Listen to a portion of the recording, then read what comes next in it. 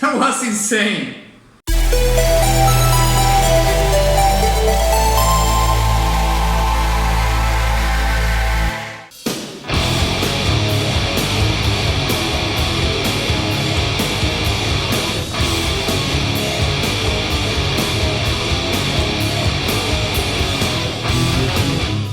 Greetings Wanderer, this is Atlas here and welcome to the Void. Today I'm going to be reacting and breaking down to Those Who Fight Further, or better known as the Airbuster boss theme from the Final Fantasy VII Remake. Now this request has been popping up in the comments, especially in my Final Fantasy breakdowns here and there. But I'm just going to quote this particular comment that is from Jill Sandwich, and she says, "Hey there Atlas, great video as always. Could you please react to the Airbuster theme from Final Fantasy VII Remake? I personally think Final Fantasy VII Remake has so many great tracks. You should check it out." So yeah, thank you very much Jill for your request, and of course all the other people that requested this particular song. In this case, surprise, I am familiar with the original version of this track, meaning the one from the Final Fantasy VII original game, the one that was released in 96, I believe, 97, around that time. The reason is because when I started doing the breakdowns, I decided to purchase the game on Steam. I haven't finished it yet, but I'm currently in this level, which is like a casino in the air. It's like a Zeppelin on the air, you know, something like that. I'm currently there. I haven't played anymore, but of course I'm familiar with this particular track because I beat this boss during my gameplay so far. But of course I haven't heard the remake version of the song, so this is going to be interesting. So without further ado, onward! Okay, the Airbuster theme from Final Fantasy VII Remake. Boom! Oh yeah, I remember.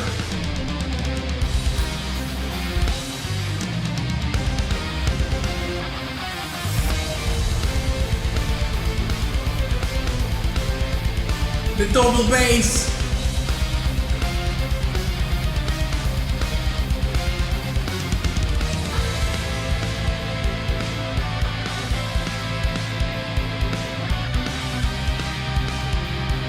Okay, the drums are killing it.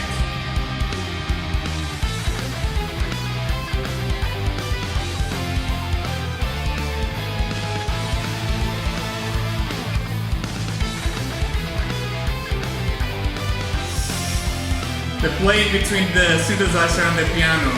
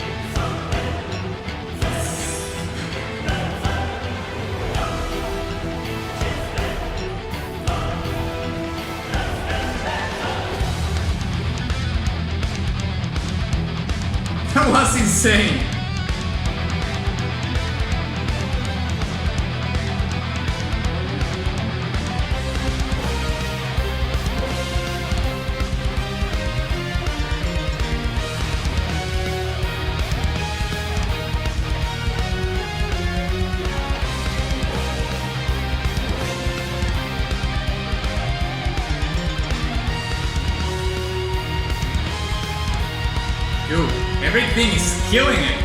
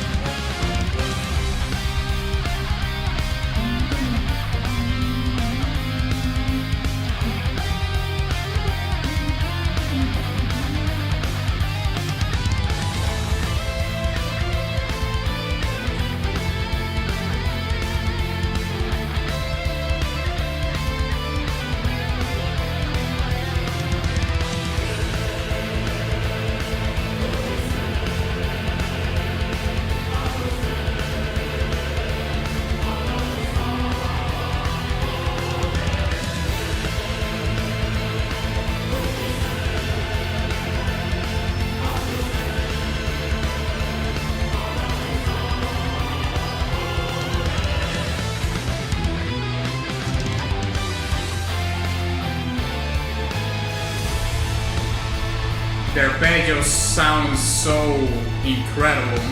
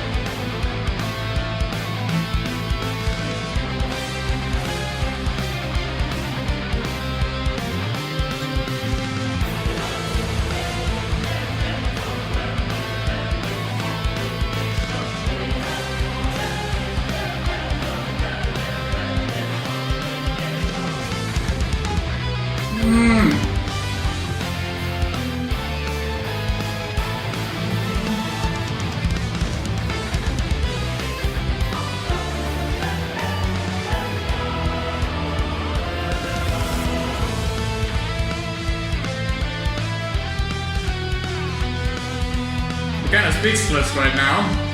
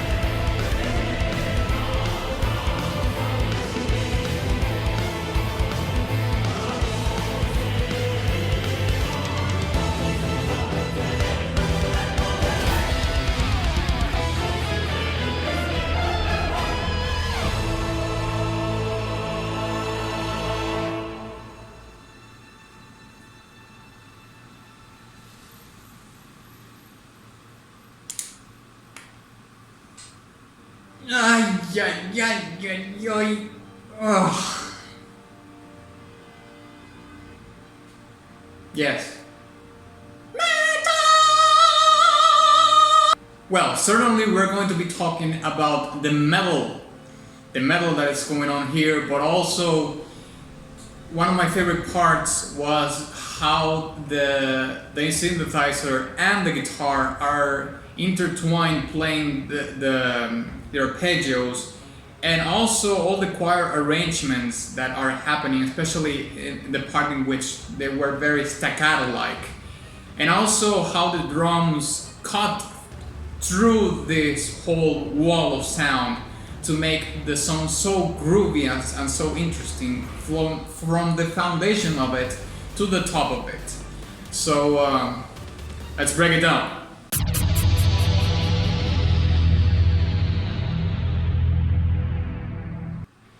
Okay, well, where should I start?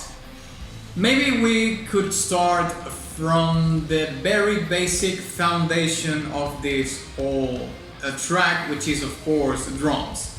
I'm going to start on the drums, and then I'm gonna be building up the layers of the whole track. Okay, so the first thing that I want to mention is that, well, more of a general observation, I would say, is that the song is relentless. Like, this song doesn't give you any rest. Like, it gives you like little bits here and there, and I'm going to talk more about that later. But I think in a nutshell, the track is very much a relentless wall of sound. Now, I noticed that, you know, the track is basically a symphonic metal song, and it starts with double bass, and the drums are mixed in a way that they cut through all the wall of sound. Because when I mean it cuts through it, it means that the drums are mixed in a way that you will be able to hear it among all this chaos, all this beautiful chaos. Because, like I said before, this song is very relentless. It has electric guitar, it has bass, it has, well, the drums, of course, but on top of that, it has the string section, the choirs, and the brass.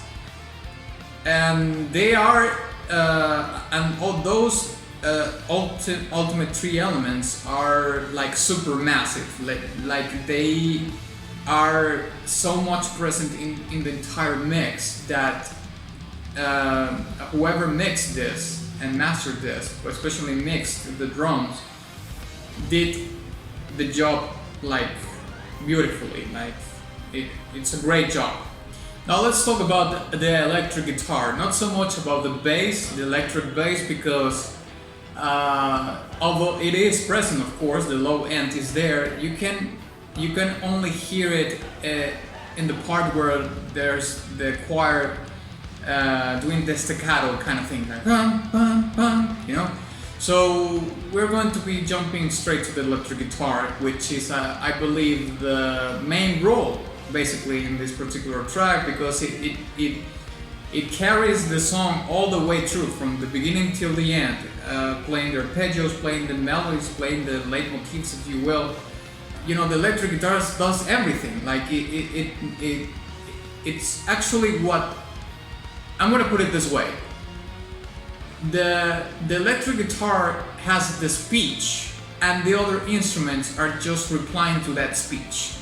It's amazing the play in between the role of the electric guitar and the other instruments have, but it's all revolving around what the electric guitar is doing.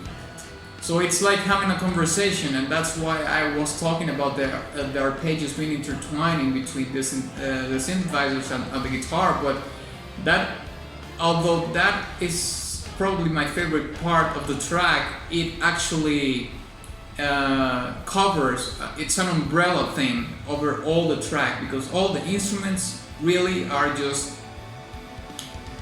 playing in a supporting role, let's say, to what the electric guitar is doing. Now the strings and the choirs and the brass, of course, like I was mentioning before, are playing a supporting role. They are, of course, extremely present in the track, you know, throughout the track, all of it, because again, this is a relentless track, this is a wall of sound track. But if you give it a spin again, look at the details, or hear, apologies, hear the details in the arrangements, and you can tell that everything is playing to make the guitar part better. Okay, so I'm pretty sure that this is a blast to play on the guitar, because it's like the lead guitarist fantasy, you know, to put it in the perspective of the game, because all the instruments are playing towards your role. You know, it's more of an ego thing.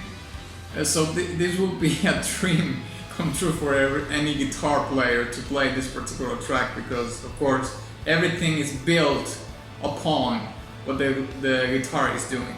Now I want to point out my two favorite parts of this particular song, which was the choir arrangement that the song has, which is very staccato-like, in which you can hear the bass. That arrangement was godlike. Like, seriously, it was insane. I loved it.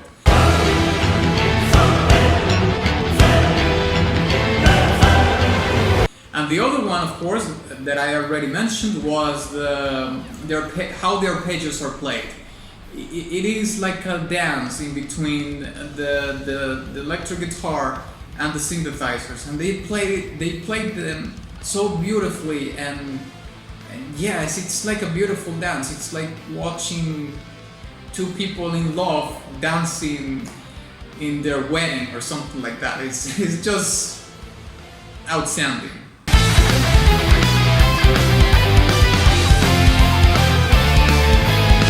Now let's talk a little bit about the rests that you get in the track that are very brief. They are there and they serve a purpose, because if this song, which is again a very Relentless song, was all the time on the top energy all the time, it can get very exhausting, because it's a bombardment of sound all the time. So having these passages in which you have longer notes, melody, and the track becomes a little bit more sober and more isolated, it makes you like take a breather and, you know, maybe prepare like a little bit towards the coming thing, because when those passages come, they are so brief, but then again so effective that it starts building the energy very fast for the song, but also for yourself. It's like, okay, you have this rest, but prepare yourself, prepare, because here we go again.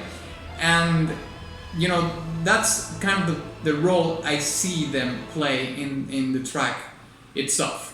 Now, to finalize my commentary, I would like to say that I think this particular song would have been great for Yngwie Malmsteen to perform. Like, he was the one, or could have been the one to perform this particular track, and I think I don't know if he would have said yes, but I think that this song plays to all the strong skills that Yngwie Malmsteen has. Now, in case